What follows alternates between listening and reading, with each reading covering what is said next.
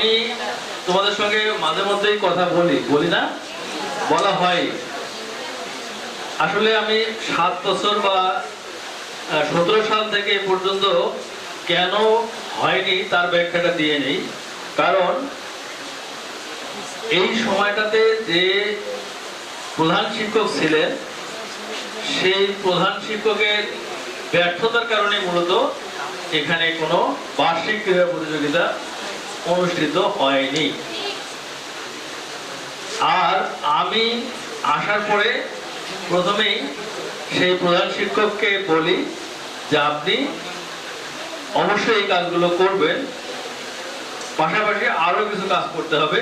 সে ব্যর্থতা দায় স্বীকার করে যখন না স্বীকার করছে তখন আমি তাকেই পাল্টিয়ে দিয়েছি। যে এখন যে প্রধান শিক্ষক রয়েছেন তোমাদের মানে সংক্ষেপে বলতে বলো মৌলভী না, জনাব আব্দুল মালিক, ইনি দায়িত্ব নেওয়ার পরেই আমি বলি যে সহশিক্ষা একটি শিক্ষার জন্য, শিক্ষাকে স্ট্রং করার জন্য, শিক্ষাটাকে একজন স্টুডেন্ট বা শিক্ষার্থীর মনে প্রাণে গেঁথে নেওয়ার জন্য সহশিক্ষার ব্যবস্থা রাখা হয়েছে। অতএব শিক্ষার পাশাপাশি যদি সহশিক্ষা না থাকে তাহলে ওই শিক্ষা ঠিক বাস্তবতার মুখ দেখে না। সেই জন্য বলছি আমি দেখতে চাই এই বছরই তারা যেন সহশিক্ষার কার্যক্রমে অংশগ্রহণ করতে পারে, অর্থাৎ তোমাদের বার্ষিক ক্রীড়া প্রতিযোগিতাটা যেন সঠিক সময়ে হয়। কিন্তু আমাদের দেশের কালচার অনুযায়ী তোমরা জানো যে শীতকালীন সময়ে বার্ষিক ক্রীড়াটা হয়ে থাকে, আর পুরস্কার বিতরণীটা আসলে একটু দেরি হয়ে যাওয়ার কারণে আমরা বিভিন্ন রকম ব্যস্ততা, মানে আমাদের এখনো মাথার উপর থেকে সেই ভূত সরে নাই। তোমরা বিশ্বাস করবে কি না, মানে আমি গতকালও এক জায়গায় একটা আবেদন দিয়ে আসলাম, এর আগে তো বিভিন্ন জায়গায় আবেদন দিয়েছি সেই মহান প্রধান শিক্ষকের নামে, অর্থাৎ মহান প্রধান শিক্ষকের নামে বললে বলবে তার বিরুদ্ধে যে অপকর্মগুলো করেছেন সেই অপকর্মগুলোর ব্যবস্থা নেওয়ার জন্য এই কাজগুলো আমাকে প্রতিদিনই প্রায় কিছু না কিছু সময় ব্যয় করতে হচ্ছে। আমি তোমাদেরকে কথা দিচ্ছি, তোমাদের যে বার্ষিক ক্রীড়া প্রতিযোগিতা এইটা আজকে শুধু না, মানে এই বছর শুধু না, এটা অব্যাহত থাকবে। আচ্ছা, এটা গেল তোমাদের সহশিক্ষা কার্যক্রম। এবার আসি মূল কথায়, শিক্ষা কার্যক্রম। অলরেডি তোমাদের প্রধান শিক্ষক জনাব আব্দুল মালিক মিয়াকে আমি বলেছি তোমাদের ক্লাসরুমগুলোতে যে সমস্যাগুলো রয়েছে এই সমস্যাগুলো সমাধান করবে দ্রুত, ছোট ছোট যে সমস্যা সেগুলো দ্রুত সমাধান করার জন্য। আর বড় যে সমস্যা রয়েছে, যেমন সামনের আমাদের বড় যে মাঠটা রয়েছে এই মাঠটা কিন্তু সম্পূর্ণটা ব্যবহার উপযোগী না, এইটাকে মাটি ভরাট করার মতো পর্যাপ্ত অর্থ আমাদের কাছে নাই। এই জন্য যে সংস্থার কাছে অর্থ পাওয়া যাবে অলরেডি তাদের কাছে আমরা আবেদন করে দিয়েছি। ইনশাআল্লাহ এই মাঠ ভরাট হয়ে গেলে তোমরা কমপক্ষে সকালের যে অ্যাসেম্বলি অথবা কোনো অনুষ্ঠান যদি হয় সেই অনুষ্ঠান, অথবা গার্ডিয়ান সমাবেশ হলে সেই গার্ডিয়ান সমাবেশ, কিংবা মানে প্রাক্তন শিক্ষার্থীরা যদি মনে করে যে আমরা একদিন মানে সবাই মিলে, সব বন্ধুরা মিলে আমরা একদিন গেট টুগেদার করবো, সেটাও সম্ভব। এর পাশাপাশি এই প্রতিষ্ঠানের যে প্রধান সমস্যা ছিল, আমি এসেই শুনেছিলাম যে শিক্ষার্থীরা পানি খেতে পারে না, বিশুদ্ধ পানির কোনো ব্যবস্থাই নাই। আমি বলি যে এটা শিক্ষা প্রতিষ্ঠানে এটা হতেই পারে না, কারণ একটা শিক্ষার্থী সকালবেলা আসবে, বিকালবেলা কখন যাবে তার ঠিক নেই, সে বিশুদ্ধ পানি পাবে না। এবং আরো শুনলাম যে স্যানিটেশন ব্যবস্থা নাকি একেবারেই বিকল। সঙ্গে সঙ্গে আমি পদক্ষেপ নিলাম, সম্ভবত তোমরা এই দুটো ব্যবস্থা থেকে পরিত্রাণ পেয়েছো। আমি একটু জিজ্ঞেস করতে চাই, পেয়েছো? এই দুইটা ব্যবস্থা থেকে তোমরা কি পরিত্রাণ পেয়েছো না পাও নাই? পানি খেতে পারো?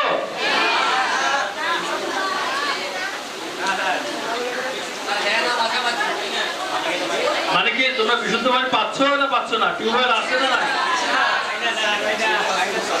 টিউবওয়েল আছে? হ্যাঁ অথবা না বলো। টিউবওয়েল নষ্ট মানে আছে তো? আচ্ছা, আগে জানা ছিল যে টিউবওয়েলই ছিল না, তারপর টিউবওয়েলটা দেয়া হয়েছে, হয়তো নষ্ট, আমি ঠিক করার ব্যবস্থা করে দিচ্ছি। নাম্বার 2, তোমাদের স্যানিটেশন ব্যবস্থা আছে না নাই? তোমাদের এই পাশে বাথরুম আছে না? নাই বলছো যে?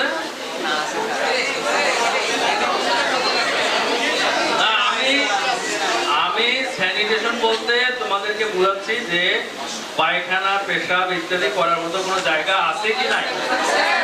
মেয়েদের জন্য আলাদা আছে, ছেলেদের জন্য আলাদা আছে, এরকম আছে? আচ্ছা, আমি এটাই জানতে চাচ্ছি। আগে টিনের ফুটা দিয়ে পানি পড়তো, এখন কি পড়ে? তাহলে তো কিছু উন্নতি হয়েছে।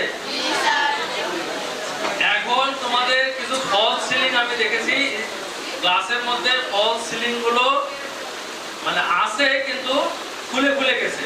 এটা আসলে কিছু করার নাই, উপর থেকে যে টানাটা দেয়া আছে এই টানাগুলো সম্ভবত নষ্ট হয়ে যাওয়ার কারণে ফলস সিলিং এর এই যে তোমার অ্যালুমিনিয়ামের যে পাতগুলো এগুলো ঢিলে হয়ে নিচে হয়ে পড়ে গেছে, যে কারণে ওই জায়গাটা গ্যাপ তৈরি হয়েছে। আর এই মেলামাইনের জিনিসগুলো আছে কিন্তু সেগুলো ঢাকনা খুলে দেওয়ার মতো হয়েছে, এই কারণে জায়গাটা দেখতে বিশ্রী লাগে। আমি বলেছি দ্রুত মিস্ত্রি দিয়ে এটা ঠিক করতে। আগে যেটা হতো, স্পষ্ট বলতে চাই, তোমাদের জানা থাকা দরকার, আগে যেটা হতো তোমাদের কাছ থেকে যে পয়সা এই প্রতিষ্ঠান পেত সেটা একজন ব্যক্তি ভোগ করত, সেটা হলো প্রধান শিক্ষক মহাশয়। আর এখন যে তোমাদের কাছ থেকে পয়সা উত্তোলন হয় এইটা শুধু যে শিক্ষকরা ভোগ করে আমি সেটাতে বিশ্বাসী না। তার একটা অংশ প্রতিষ্ঠানের উন্নয়নে ব্যয় হয়, একটা অংশ তোমাদের উন্নয়নে, ছাত্রদের উন্নয়নে ব্যয় হয়, কল্যাণে ব্যয় হয়, আর একটা অংশ শিক্ষকরা সবাই মিলে খায়। কি আমি কি ন্যায় বললাম না অন্যায় বললাম? তাহলে একটা শিক্ষা প্রতিষ্ঠানের ব্যবস্থাপনায় যদি আমরা এই কাজ সুচারুরূপে না করতে পারি তাহলে আমাদের ব্যবস্থাপনা কমিটির দরকার আছে? আমাদের থাকা তো দরকার নেই। তো আমরা এটা ইনশাআল্লাহ নিশ্চিত করতে পেরেছি, এবং তোমাদের সামনের যে কোনো ফিস তোমরা দিবা, তোমরা ব্যাংকের মাধ্যমে দিবা। কারণ যখনই একটি টাকা ব্যাংকে ঢুকবে সেই টাকাটি তখন অডিটেবল হবে, অর্থাৎ আমি চাইলেই দেখতে পাবো যে ওখানে কত টাকা ছিল, সেখান থেকে কত টাকা উত্তোলিত হলো, এই উত্তোলিত টাকা কোথায় ব্যয় হলো। এইটা শুধু আমি না, যে কোনো অথরিটি, যে কোনো ব্যক্তি, যে কোনো মানে পার্সোনাল যারা এই সংশ্লিষ্ট চাইলেই সেটা অডিট করতে পারে। স্বচ্ছতা, জবাবদিহিতা নিশ্চিত হবে। তোমার বাবা মাও যদি জিজ্ঞেস করে যে আমি তো মানে আমার শিক্ষার্থী বা আমার মেয়ের বেতন দেয় বা ছেলের বেতন দেয়, সেটা কিসের পিছনে ব্যয় হবে, তাকেও ফর্দ দিয়ে দেখানো যাবে। দেখেন অমুক তারিখে অমুক দিন এত টাকা উঠিয়েছি, ওখানে লেখা ছিল পারপাস এইটা, যে বাথরুম ঠিক করা অথবা টিউবওয়েল, যেমন এখন বলতে টিউবওয়েল ঠিক করার জন্য টাকা লাগবে না, ব্যাংক থেকে উঠানো হলো, তোমার টিউবওয়েলটা ঠিক হলো কিনা এটা তোলা নেই। তবে তোমাদেরও কিছু দায়িত্ব আছে, তা হলো এই শিক্ষার গুণগত মান ধরে রাখার জন্য আমি তোমাদেরকে অনুরোধ করব, তোমরা যেন এই প্রতিষ্ঠানকে নিজের মনে করে ইচ্ছাকৃতভাবে এই প্রতিষ্ঠানের কোনো সম্পদ বিনষ্টের থেকে হাত না বাড়াও। তোমাদের এখানে আমি কিন্তু তোমাদের হেড স্যারকে বলে দেখো, আমি এখানে পিউরিফায়ার মানে তোমাদের বিভিন্ন জায়গায় দেখো না টাঙানো থাকে ওয়াটার পিউরিফায়ার, মানে পানি সুপেয় পানির মানে হ্যাঁ বিশুদ্ধ করে তোমার যেটা আর কি বলে ইলেকট্রনিক মানে ইলেকট্রিসিটি দিয়ে চলে, এর দুইটা কিনে দিতে চেয়েছিলাম। আমাকে বললো স্যার এটা থাকবে না, চুরি হয়ে যাবে। তো যে জিনিস চুরি হবে সেই জিনিসটা আগিয়ে লাভ আছে বলো? এর আগে কিন্তু চুরিতে হয়নি এমন কিছু না, এমন কোনো কথা না। এই প্রতিষ্ঠান থেকে অনেক কিছুই চুরি হয়ে গেছে, আমরা কিন্তু সেগুলোকে উদ্ধার করতে পারিনি। এই জন্য আমাদেরকে সতর্ক থাকতে হবে, পাশাপাশি তোমাদেরকেও সতর্ক থাকতে হবে। এবং আমাদের ভাইস প্রিন্সিপাল মহোদয় যে কথাটি বললেন অত্যন্ত গুরুত্বপূর্ণ কথা, দিনে 4টি ঘন্টা পড়ার জন্য। কারণ এই প্রতিষ্ঠানের স্টুডেন্টই এই গত বিসিএসসি কোয়ালিফাই করেছে, তার জন্য কি আমরা গর্বিত না? একটা হাততালি হবে না তার জন্য? এখন আমি জিজ্ঞেস করতে চাই, তোমরা কি চাও না তার মতো বা তার চেয়েও ভালো হবে বাংলাদেশে প্রতিষ্ঠিত হতে? ডাক্তার, ইঞ্জিনিয়ার, হোয়াটএভার হইতে চাও না? যদি স্বপ্ন হয় বড় তাইলে তুমি হবেও বড়, আর যদি তোমার স্বপ্ন থাকে একটু তাহলে তোমার আকাঙ্ক্ষাও ছোট, তুমি লোকটাও ছোটই থাকে। ওই জন্য স্বপ্ন দেখবে অনেক বড়। অবশ্যই বিসিএস ক্যাডার অফিসার হবা, অবশ্যই ডাক্তার হবা, অবশ্যই ইঞ্জিনিয়ার হবা। এর নিচে যেন না আসো, তাহলে তোমাকে শ্রমটা কেমন দেওয়া লাগবে? অনেক বেশি। তাহলে এই অনেক বেশি কিন্তু তোমার সেই দিনই সফলতা পাবে যেদিন তুমি আসলে ওই যে স্বপ্ন নিয়ে তুমি পড়াশোনাটা করছো সেই স্বপ্নটা তোমার হাতে এসে ধরা দেবে। তাহলে এই তোমাদের পরিশ্রম আর আমরা শিক্ষা মানে এই শিক্ষা আয়তনে ক্লাস ঠিক মতো হয় কিনা, এই জন্য আমি প্রধান শিক্ষক মহোদয়কে বলবো যে আপনি একটা মনিটরিং টিম করেন, যারা প্রতিদিনের মানে ক্লাস রুটিন অনুযায়ী ক্লাস হচ্ছে কিনা এইটা আপনাকে রিপোর্ট করবে। আপনি একটা সামারি আকারে আমাকে দেখাবেন। আমার পক্ষে তো প্রতিদিন এখানে তোমাদের এখানে মনিটরিং করা সম্ভব না, সম্ভব, কারণ আমি একটা প্রতিষ্ঠান আলাদা চালাই, এটা এর চেয়ে বড় প্রতিষ্ঠান। তো সেই প্রতিষ্ঠান থেকে তোমাদের এই প্রতিষ্ঠানকে আমার মনিটরিং করা সম্ভব? তো এই জন্য আমি হয়তো এক দিন আসলাম কি আসলাম না সেটা বড় কথা না, আমি প্রতিষ্ঠান প্রধানকে বলবো যে আপনি মনিটরিং একটা টিম করেন, যে প্রতিদিন রুটিন অনুযায়ী ক্লাসগুলো ঠিকভাবে হচ্ছে কিনা, অথবা কেউ যদি ছুটিতে গিয়ে থাকে তার ক্লাসটা অন্য কাউকে দিয়ে নেওয়া হচ্ছে কিনা, অর্থাৎ সঠিক টাইমে সঠিক ছাত্রছাত্রী ক্লাসে আছে কিনা, ক্লাসের উপস্থিতি কেমন, যদি উপস্থিতি কম থাকে উপস্থিতি বাড়াবেন, এবং ক্লাসে যার যা ডেলিভারি দেওয়ার কথা অর্থাৎ ক্লাসটা যার যা নেওয়ার কথা সঠিক টাইমে সে নিচ্ছে কিনা, এবং আমাকে সামারি আকারে অর্থাৎ সংক্ষেপে আমাকে জানালেই চলবে। আর আপনি সন্তুষ্ট থাকলেই আনা, আর কিছু লাগে না তো। আমরা যখন আমাদের যে ম্যানেজিং কমিটির সভা হবে আমরা কিন্তু আপনাকে প্রশ্ন করতে একমাত্র এক বিন্দু দ্বিধাবোধ করব না। যখন তখন যদি কোনো শিক্ষকের বিরুদ্ধে কোনো এই অনিয়ম বলতে এই ক্লাস না নেওয়া অথবা ক্লাস না নিয়ে ক্লাসের পরে প্রাইভেট পড়ানো, হ্যাঁ সে প্রাইভেট পড়াইতে পারে, প্রাইভেট পড়া তো দোষের না, বা কোচিং করানো তো দোষের না, কোচিং করাতে পারে কিন্তু ক্লাস বাদ দিয়ে নয়। আমি স্পষ্টভাবে বলতে চাই, সে ক্লাস করাবে, ক্লাসের পাশাপাশি যদি সে কোচিং করায় যাই করায় সেটা স্কুল আওয়ারের পরে, এবং সেটা আমরা জানবো। সে যে কোচিং করাবে সে আমাদেরকে আগে জানাবে যে আমি কোচিং করাতে ইচ্ছুক। আচ্ছা, এটা গেল এখানকার কথা। আর আমাদের যে ভবনটি হচ্ছে তোমরা দেখতে পাচ্ছ যে 2016 না 18 সাল থেকে এটা হচ্ছে, মানে এত কচ্ছপ গতিতে হচ্ছে যে আসলে কল্পনাই করা যায় না। আমি 1 বছর আগে এটা দেখছি মাটির সাথে মেশানো। তো যাই হোক 1 বছরের মধ্যে ছাদটা হয়ে গেছে, কি আলহামদুলিল্লাহ বলবো না? 18 থেকে আমি গত বছর এসে থেকে মাটি পর্যন্ত হয়েছে, আর 1 বছরে ছাদ পর্যন্ত হয়েছে। তো আমরা কি আশা করতে পারি যে মাস 6 মধ্যে দেয়ালগুলো হইতে পারে?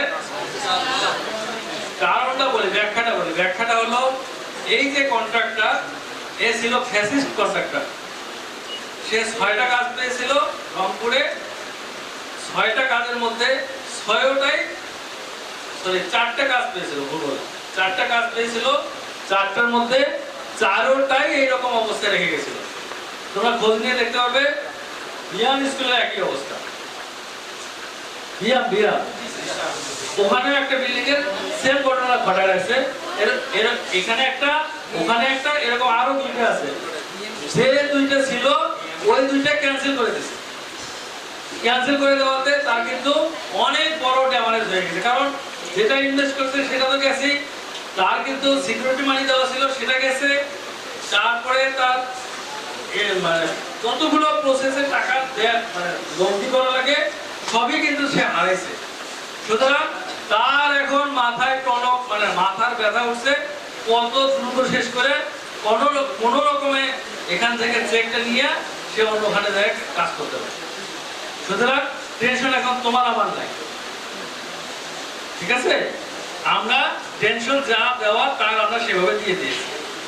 সুতরাং আমরা আশা করতে পারি এই যে বিল্ডিং যেটা হচ্ছে এই বিল্ডিংটার কাজ দ্রুত শেষ হবে, এবং দ্রুত শেষ হলে তোমাদের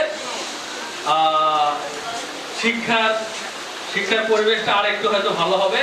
আর পিছনের দিকে যে বিল্ডিংটা থাকলো আমরা এটা যে কোনো সময় ভেঙে ফেলতে পারি, অথবা আরো যদি আধুনিকায়ন করা যায়, কি করা যায় আমরা কমিটির লোকজন বসে আমরা ব্যবস্থা করবো তোমাদের সর্বোচ্চ ভালোটা দেওয়ার জন্য।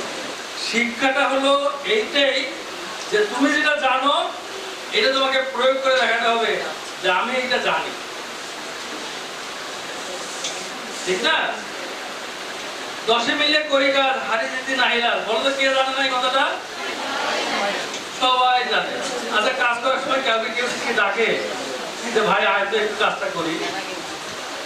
যদি সেটা আরো নিজের বেনিফিট বা কোনো নিজের যদি কোনো মানে ভালো কিছু হয় ডাকে এখানে তো বলা নাই যে বান্ধবীকে ডাকা যাবে না, ছোট বোনকে ডাকা যাবে না, বড় বোনকে ডাকা যাবে না, বলা আছে? হ্যাঁ ছেলে, তাহলে আমরা জানি সবাই, কিন্তু কাজের ক্ষেত্রে মানতে চাই না। এইটা করা যাবে না। তুমি ভালো জিনিস যাহাই জানিবে তাহাই বাস্তবে প্রয়োগ করে দেখাইতে হবে। তাহার নামে শিক্ষা, এবং তাহার সেই শিক্ষাটাই নিয়েই একজন মানুষের আচরণগত, গুণগত, পজিটিভ বা ধনাত্মক পরিবর্তন তার মধ্যে সাধিত হবে। তখনই তাকে বলা হবে শিক্ষিত। আদারওয়াইজ সে শিক্ষিত না। সে যদি পিএইচডিও নেয়, তার আচরণের মধ্যে যদি সেই পিএইচডির যে প্রতিফলন সেটা যদি না থাকে, লোকজন হাসবে আর এরকম আঙ্গুলে দেখাবে, দেখেন এই লোকটা নাকি পিএইচডি কেমন করে হলো, এই লোকটা নাকি ডক্টরেট করে কেমন করে হলো, এই লোকটা নাকি ইঞ্জিনিয়ার কেমন করে হলো, এটা হলো নাকি? যাই হোক, অনেক কথা বললাম, সামনে আরো অনেক কথা বলবো। তোমাদের যদি কোনো সমস্যা থাকে, আবারও বলছি, ক্লাস করতে গিয়ে তোমাদের যদি কোনো শিক্ষক, কোনো ক্লাসরুম, যে কোনো ধরনের সমস্যা, যেমন একটি কথা নিয়ে বেশ জোরে আলোচনা চলছে যে খাবার পানির ব্যবস্থা, আমি হেড স্যারকে রিকোয়েস্ট করবো অ্যাজ সুন অ্যাজ পসিবল একটা মিস্ত্রি ডেকে আপনি খাবার পানির সুব্যবস্থা করে দেন, যে কোনো উপায়ে হোক। টাকা কোথা থেকে আসবে সেটা পরের কথা, আপনি আগে কাজ করেন, টাকা আমরা পরে চিন্তা করব। তো ধন্যবাদ সবাইকে। আর যে উপলক্ষে আজকে কথাগুলো বললাম তাদের সম্পর্কে কিছুই বলা হলো না। যাই হোক, যারা এই প্রতিযোগিতায় অংশগ্রহণ করেছ তাদেরকে আমি সকলকে বিজয়ী ঘোষণা করলাম। যারা পুরস্কার পাচ্ছ তাদেরকে একটু হয়তো বেশি বিজয়ী করলাম, ডাবল। কিন্তু অবশ্যই যারা বিজয়ী হয়েছ তারা যেরকম পুরস্কার নিয়ে বাড়ি যাচ্ছ হাসি মুখে, কিন্তু বিজিত যারা পরাজিত হয়েছে অর্থাৎ এই খেলায় অংশগ্রহণ করে তারা পুরস্কার পায়নি, অবশ্যই তাদের চেষ্টাটা থাকবে সামনে যে খেলাটা হবে, কারণ এই খেলাটা তো হঠাৎ করে, এই ছেলেমেয়েরা কথা ঠিক বলছি না? এই খেলাটা হচ্ছে হঠাৎ করে, তোমাদের প্রিপারেশন ছিল না। অতএব এখন থেকে প্রিপারেশন থাকুক, সামনের খেলায় তুমি যেন একটা পুরস্কার ছিনিয়ে আনতে পারো, এই কামনা বাসনা এবং আকাঙ্ক্ষা রেখে আমি আমার কথা শেষ করছি। সবাইকে ধন্যবাদ এবং আমাকে আমন্ত্রিত অতিথি করে নিয়ে আসার জন্য এই কর্তৃপক্ষের পক্ষে যারা কাজ করেছে সকলকে আবারও ধন্যবাদ জানিয়ে আমি শেষ করছি। আসসালামু আলাইকুম।